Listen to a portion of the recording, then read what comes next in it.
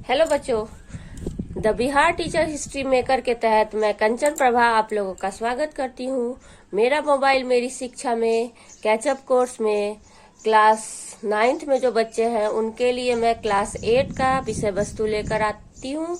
और आज फिर से मैं प्राकृतिक संसाधनों के वर्गीकरण का आगे का भाग पढ़ाने जा रही हूँ। प्राकृतिक संसाधनों का वर्गीकरण में मैंने 5 भाग बताया था, जिसमें मैं विकास एवं उपयोगिता, उत्पत्ति ये बता दिया था। आज हम लोग उपलब्धता के आधार पर प्राकृतिक संसाधनों को कितने भागों में बांटा गया है ये पढ़ेंगे। हम लोग अब तक प्राकृतिक संसाधन क्या है, इसकी उपयोगिता और ये कितने प्रकार के होते हैं ये हम लोग पढ़ चुके हैं। तो आज हम लोग क्या पढ़ेंगे, प्राकृतिक संसाधनों के वर्गीकरण में जो 5 वर्गीकरण हम लोग देखे थे, विकास एवं उपयोग, उत्पत्ति, उपलब्धता, वितरण और स्वामित्व।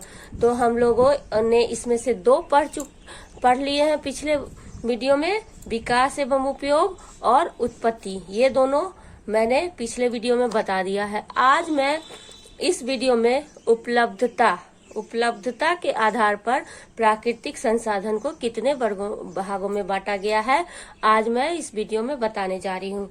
तो उपलब्धता के आधार पे प्राकृतिक संसाधनों को भी 2 वर्गों में बांटा गया है। पहला है नवीकरणीय संसाधन और दूसरा है अनवीकरणीय संसाधन। पहला क्या है, उपलब्धता के आधार पर पहला है नवीकरणीय संसाधन और दूसरा है अनवीकरणीय संसाधन।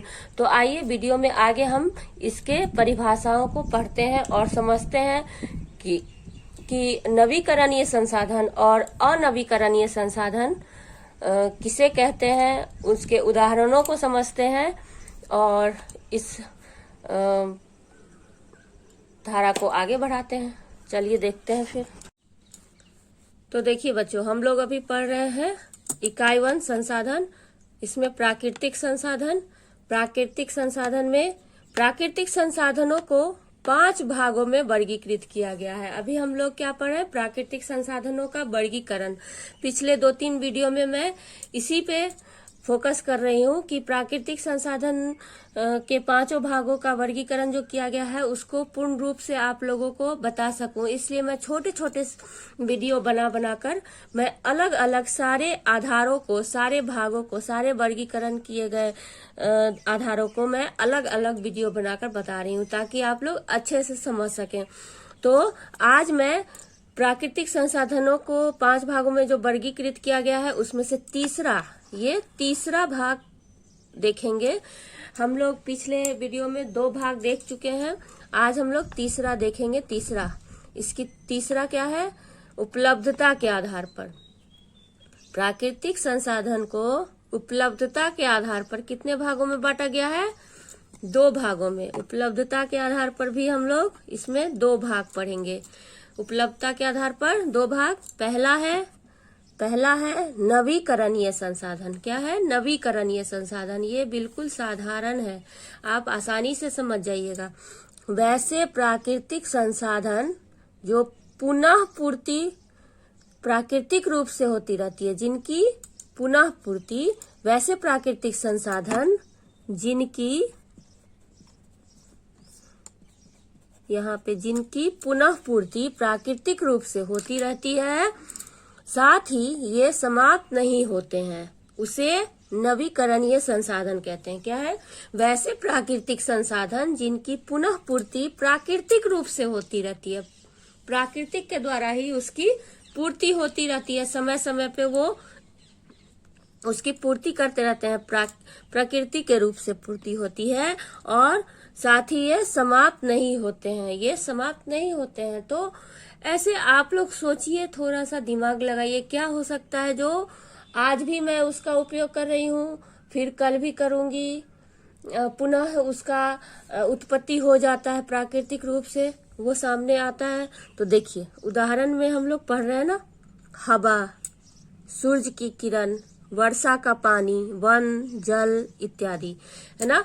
हवा, आज हमें हवा जो मिल रही है, फिर भी आज गुजर जाएगा, कल आएगा तो क्या कल भी फिर से हवा मिलेगी, तो ये हवा की पूर्ति होती रहती है।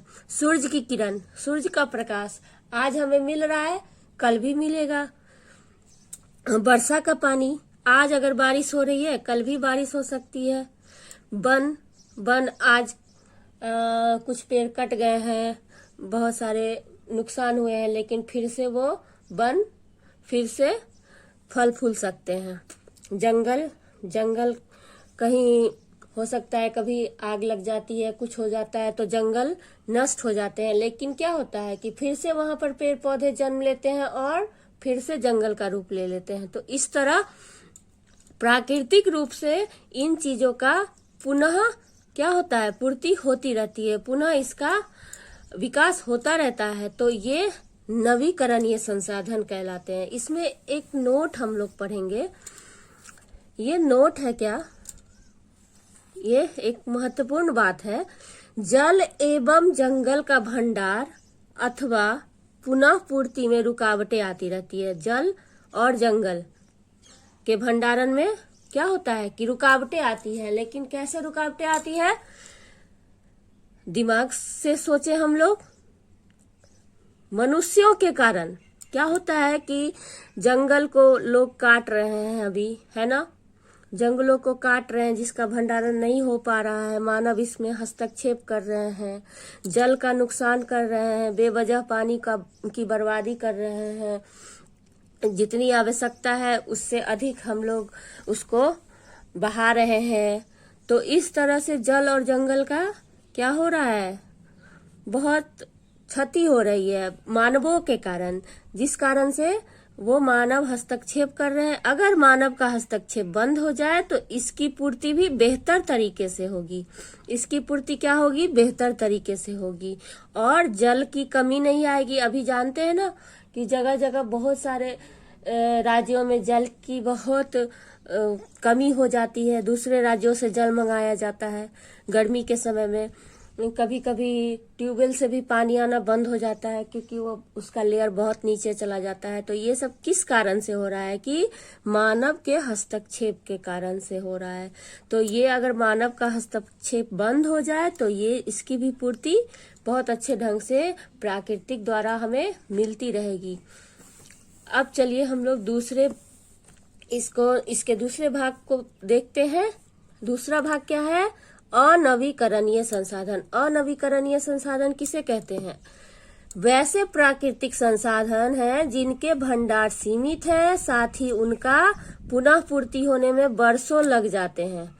इनका पुनः पूर्ति जब होता है तो इसमें वर्षों समय लग जाते हैं, जल्दी इसकी पुनः पूर्ति नहीं हो पाती है। तो ऐसे संसाधन क्या है, लोहा, कोयला, अब्रक, पेट्रोलियम, खासकर इसमें खनिज लवण ही आते